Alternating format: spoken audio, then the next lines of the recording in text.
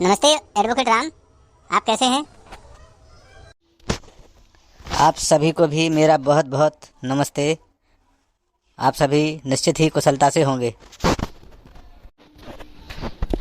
वकील भैया, आपने अभी तक संविधान के आर्टिकल 16(2) तक जानकारी हमें बताई है, जिन्हें आपने यूट्यूब चैनल के अंतर्गत सम्यक चैनल पर भी उपलब्ध कराई है। वाकई में हम सभी लोग लाभान्वित हो रहे हैं। वकील भैया, आज हमें संविधान के आर्टिकल 16(3) के बारे में बताइए। हम सभी लोग यही जानना चाहते हैं। ठीक है, आज मैं आपको संविधान के आर्टिकल 16(3) के बारे में बताता हूं, जो इंग्लिश में इस प्रकार है। Nothing in this article shall prevent parliament from making any law prescribing in regard to a class or classes of the employment or appointment to an office under the government of or any local or other authority within a state or union territory, any requirement as to residence within the state or union territory prior to such employment or appointment. Advocate Ram, हम लोगों के इस article का हिंदी अनुवाद भी बताएं, जिससे हम सभी लोग अच्छी तरह से इसे समझ सकें। ठीक है, हम इस आर्टिकल को हिंदी में भी समझने की कोशिश करते हैं, जो इस प्रकार है।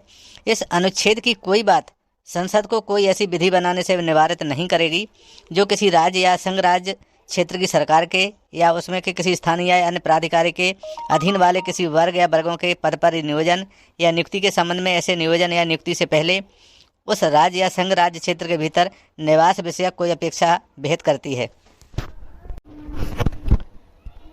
वकील भैया, जिस तरह से आपने बताया है उसे तो आर्टिकल 16(3) एवं 16(2) आपस में विरोधाभासी लगते हैं। जैसे कि 16(2) में कहा गया है कि सरकारी सेवाओं के लिए निवास स्थान के आधार पर किसी को सेवा में आने के लिए मना नहीं किया जा सकता, जबकि आर्टिकल 16(3) में कहा गया है कि राज्य सरकार कुछ सेवाओं के लिए राज्य के नागरिकों के लिए नौकरियां आरक्षित कर सकती है, जिससे दूसरे राज्य के नागरिकों को उस राज्य का निवास स्थान न होने के कारण नौकरी नहीं दी जा सकती है। स्पष्ट करें। देखिए साथियों, यदि कोई राज्य पिछड़ापन की श्रेणी में हो, जैसे हिमाचल प्रदेश, मणिपुर, त्रिपुरा, तेलंगाना, ऐसे राज्यों में संविधान द्वारा संसद को शक्ति प्रदान की गई है कि वह पिछड़ेपन को दूर करने के लिए उसी राज्य के नागरिकों को नौकरी प्राप्त हो या नौकरी दे। निवास स्थान के आधार पर उसी राज्य के लोगों को नौकरी दी जाएगी, किसी दूसरे राज्य के नागरिकों को नौकरी नहीं दी जाएगी।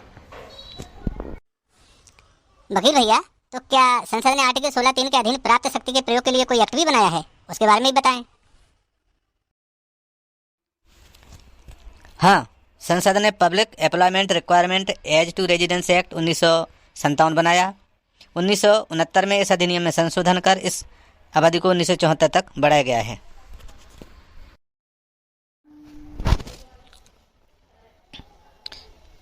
वकील भैया, क्या आर्टिकल 16(3) के अंतर्गत उच्चतम न्यायालय ने कोई फैसला भी दिया है जिसमें उस राज्य में नौकरी करने हेतु निवास स्थान का मुख्य मुद्दा रहा हो?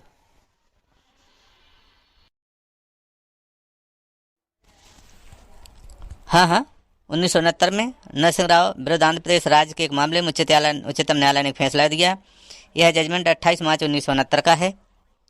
यह 5 जजों की संवैधानिक बेंच थी, जिसमें justice M Hidayatullah chief justice थे, justice J C Shah, justice B Ramaswami, justice G K Mitter, justice N Grover थे। यह 5 जजों की बेंच थी, जिसमें उन्होंने कहा कि आंध्र प्रदेश के तेलंगाना क्षेत्र के लोक पदों के लिए निवास स्थान की अर्हता राज्य ने निर्धारित की है, वह गलत है। उच्चतम न्यायालय ने इस अधिनियम को असंवैधानिक घोषित कर दिया, क्योंकि यह अधिनियम पूरे राज्य में लागू नहीं होता था। आंध्र प्रदेश केवल तेलंगाना क्षेत्र में लागू होता था। आर्टिकल 16 में प्रयुक्त राज्य शब्द से तात्पर्य पूरे राज्य से है, अतः निवास स्थान संबंधी योग्यता राज्य भर के लिए होना चाहिए थी, केवल एक भाग के लिए नहीं। यद्यपि संसद कुछ लोक पदों को राज्य के निवासियों के लिए आरक्षित कर सकती है, लेकिन वह एक क्षेत्र के लिए नहीं कर सकती, क्योंकि तेलंगाना आंध्र प्रदेश राज्य का एक भाग है। अतः निवास स्थान की पात्रता सिर्फ तेलंगाना के लिए रखी गई थी, जो नियम विरुद्ध थी। उच्चतम न्यायालय ने आंध्र प्रदेश राज्य की प्रक्रिया को अवैध घोषित कर दिया। इस प्रकार यह थी आर्टिकल 16(3) के अंतर्गत उच्चतम न्यायालय के एक प्रकरण की जानकारी, जो आप लोगों के द्वारा चाही गई थी। एडवोकेट राम, आपको बहुत बहुत धन्यवाद जो आपने संविधान के आर्टिकल 16(3) की जानकारी हमें दी।